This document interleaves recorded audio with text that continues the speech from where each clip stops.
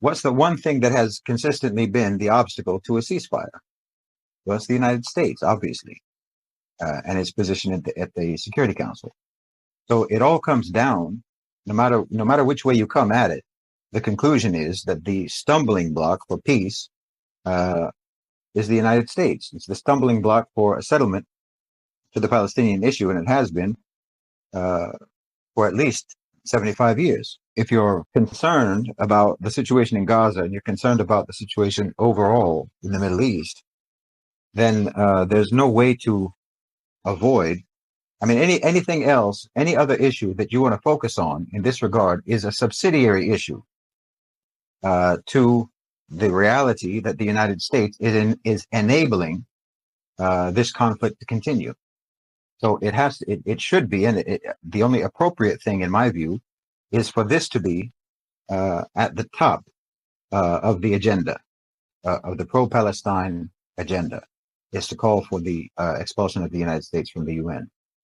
So the first phase of that is going to have to be on the grassroots level, and we need to see this call being made at every pro-Palestine rally that takes place anywhere in the world. This is the obvious first thing that has to be established, in my opinion. If there's any hope whatsoever of a peace agreement or a settlement ever being negotiated through the UN, then it has to be done in the absence of the United States. There's not another way to do it. Otherwise, the United Nations itself has to be completely removed from the scenario with regards to the peace process in Gaza and the peace process in Palestine, which I think is the direction that BRICS is moving anyway, to basically set up a parallel structure of countries in the global south that can operate free from the very controlled system of the United Nations, the US controlled system of the United Nations. So in other words, if you want the United Nations to have any relevance and to in any way whatsoever represent the people of the world, then the only way for that to happen is for the United States to not be there.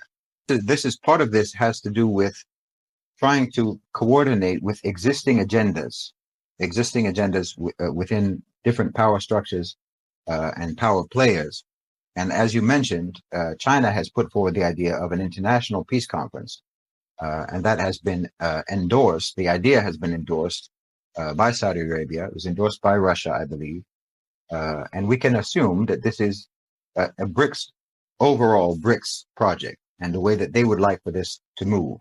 By advocating for the removal of the United States from the UN, we are essentially, in an indirect way, throwing our support behind the idea of an international peace conference, which I think is ultimately what will happen. But it's just a way of supporting removing the peace process from the hands of the United States. It's also the necessary tone and the necessary posture to take, particularly at this time when they are literally preventing a genocide from being halted. The global feeling is one of hostility towards the position that the United States has taken at the UN, and it should be punished for that. And the desire for the punishment should be expressed. Whether or not that results in any punishment for the United States or not, that's a different issue. But this is a way to mobilize people's sentiment towards a goal that then pushes us in a direction that we need to go for isolating America from having this position of global dominance. No problem. But the same thing as the sentiment that Joe has is a sentiment that many people will have, which is, let's find a better way. Okay, well, no one is even asking that question until you threaten the idea of the expulsion. No one will even have that discussion.